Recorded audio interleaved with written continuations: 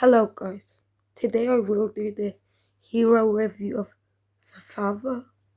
Sváfa. I don't know how to call her. So let's get to her. The first thing up is her power 1614. Normally it's 1231. So the power gap, as I did mention before, is way higher recently. It's like practically every few days it's going up and up. The class, the ranger, will have a chance to bypass defensive buffs. Then the realm will have the Arctic core from it, so let's get the passives. To any type of frost, she gets 450 health from it if a frost element is put on her, and 5% mana, and the health is boosted. And then passive is the Arctic core, with practically she gets it like charged up. Let's just explain it. This character has an Arctic core. The Arctic core activates each time this character's special skill is cast. All enemies receive corrosive frost for 3 turns. While fully charged Arctic core, the corrosive frost deals 500 damage and lowers the target's attack by 15% each turn. It deals extra damage against heroes with minions or a mega minion.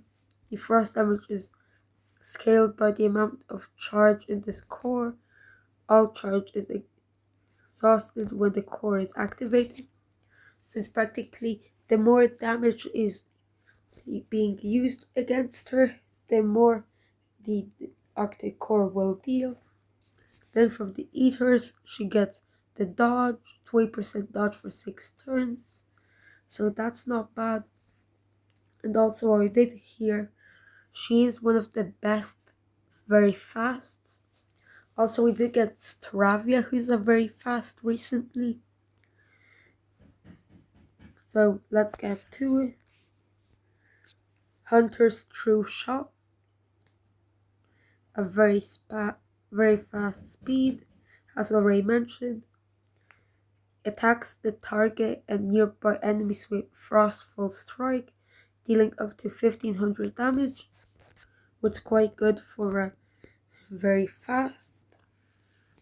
So she is practically a Regin, but ice element and very fast. So practically we recently did get another very fast good hero, Stravia. Deals 14% more damage if the target is of the fire element, like most of the Arctic characters from this family. Who do it to fire, all the characters practically for his family. This special skill never misses its target, so that includes dodges. I'll just click on the question mark.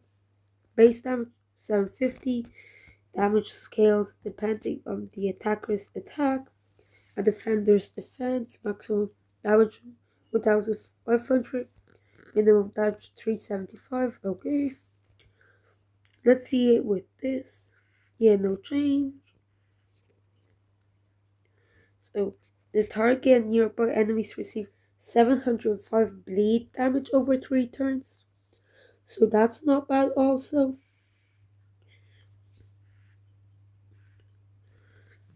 The target and nearby enemies get a mark of bleed for 3 turns. Whenever a marked target receives bleed damage, they gain a stack, maximum 10. Each stack increases all damage the target receives by 5%, so up to 50% more damage against each enemy. So that's not bad. So that will be all today, and see you to the next one.